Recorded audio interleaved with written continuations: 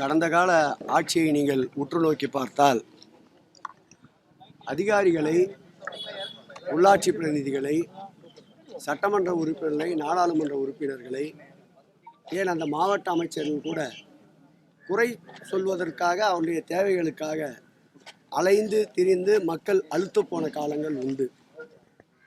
மாண்புமிகு தமிழக முதல்வர், எங்கள் உயிரினும் மேலான இந்த இயக்கத்துடைய தலைவர், திராவிட மாடல் ஆட்சியினுடைய நாயகர், இவருடைய ஆட்சியில்தான் மக்களை தேடி மாநகராட்சி மாமன்ற உறுப்பினரும் வருகின்றோம், மண்டல குழு தலைவரும் வருகின்றோம், சட்டப்பேரவை உறுப்பினரும் வருகின்றோம், நாடாளுமன்ற உறுப்பினரும் வருகின்றோம், ஏன் அதிகப்படியாக பெருநகரத்துடைய மேயரும் வருகின்றார், அமைச்சர் என்ற முறையில் நாங்களும் வீதிக்கு வருகின்றோம். இந்த பணி தொடர்ந்து எங்கள் எல்லைக்குட்பட்ட அனைத்து சட்டமன்ற தொகுதிகளிலும் இந்த பணிகளை மேற்கொள்ள மாண்புமிகு தமிழக முதல்வர்கள் வகுத்து தந்திருக்கின்றார்கள். இந்த பணியினுடைய நோக்கம் தூய்மையான பகுதி, குப்பை இல்லாத நகரம், பாதுகாக்கப்பட்ட குடிநீர், சீரான கழிவுநீர் செல்வதற்குண்டான சூழல், உடற்பயிற்சிக்கு தேவையான பூங்காக்கள், மக்களுடைய வாழ்வாதாரத்தை பேணி காக்கின்ற ஆரம்ப சுகாதார நிலையங்கள், எரிகின்ற மின்சார விளக்குகள், தடையில்லா மின்சாரம், இவைகளை மையப்படுத்தித்தான் இந்த மக்களுடைய குறைகள் கேட்கின்ற நிகழ்ச்சியை தொடங்கி இருக்கின்றோம்.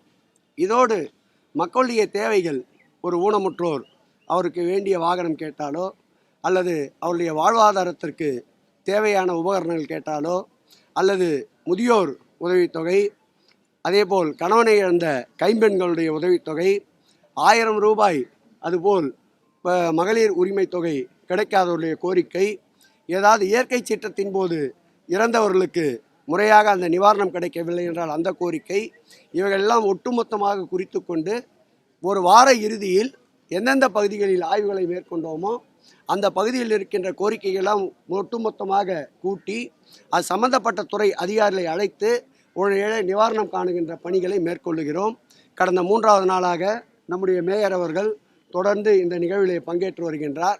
சென்னை மாநகராட்சிக்கு உட்பட்ட அனைத்து குறைகளையும் அவருடைய உதவியாளர்கள் மற்றும் துறை சார்ந்த சென்னை பெருநகர மாநகரத்துடைய அதிகாரிகள் குறித்து கொண்டு உடனடியாக நிறைவேற்றுகின்ற பணிகளை இன்றைய தினமே நிறைவேற்றி தருகிறார்கள். அல்லது அதற்கு டெண்டர் கோரப்படுகின்ற சூழ்நிலை இருக்கின்ற, ஒப்பந்தம் கோரப்பட வேண்டிய சூழல் இருக்கின்ற பணிகளுக்கு உடனடியாக ஒப்பந்தம் கோரப்பட வேண்டிய எஸ்டிமேட் போடப்படுகின்ற வேலைகளையும் துவக்க சொல்லியிருக்கின்றார்.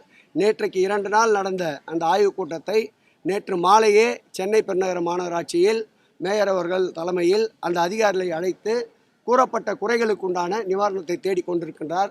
அம்பத்தூரிலிருந்து கூட எனக்கே ஒரு 4-5 கைபேசியில் தொடர்பு கொண்டு நேற்றைக்கு கூறிய குறைகளை மாலைக்குள் சரி செய்து விட்டால் என்று வாழ்த்தினார்கள். இந்த வாழ்த்து அனைத்தும் மாண்புமிகு முதலமைச்சர் அவர்களை சாரும் என்று அவரிடம் மகிழ்ச்சியோடு தெரிவித்தேன். இந்த நிகழ்வு பெருமளவு வரவேற்பை பெறுகிறது. குறைகள் உடனடியாக களையப்படுவதற்கு இது ஒரு வடிகாலாக அமைகிறது. சென்னை மாநகரத்தில் கைது செய்யப்பட்டு ஆடுகள் அடைக்கக்கூடிய இடத்துல அடைக்கப்பட்டதாக பேட்டியில அழிச்சிருக்கிறாங்க. ஏன் இந்த மாதிரி ஆடுலாம் அடைக்கக்கூடிய இடத்துல அடைச்சாங்கன்னு கேள்வி. ஆடோடு அவங்களை அடைக்கல, ஆடு ஒரு இடத்துல அடைச்சி வச்சிருந்தாங்க, இவங்களும் ஒரு இடத்துல அடைச்சி வச்சிருந்தாங்க. முன்னறிவிப்பு இல்லாமல் இப்படி போராட்டங்கள் நடத்துகின்ற பொழுது மக்களுக்கு ஏற்படுகின்ற துன்பங்களையும் அவர்கள் சராசரியாக கணக்கிட வேண்டும். ஆகவே திடீர் போராட்டத்தால், அதுவும் பெண்கள் என்பதால் எங்கு இடவசதி இருக்கின்றதோ அங்கு கைது செய்யப்பட்டவர்களை அழைத்து சென்று சிறைக்கெல்லாம் அனுப்பாமல் அங்கேயே ஜாமீனில் விடுவித்து விடுகிறார்கள்.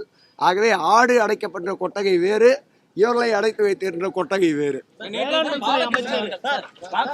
கட்சியுடைய மாநில செயலர் பாலகிருஷ்ணன் அவர்கள் ஒரு மிகப்பெரிய குற்றச்சாட்டு வைக்கிறார். தமிழகத்தில் அறிவிக்கப்படாத எமர்ஜென்சி செயல்படுத்தப்பட்டுள்ளதா அப்படின்ற ஒரு குற்றச்சாட்டு வைக்கிறார்.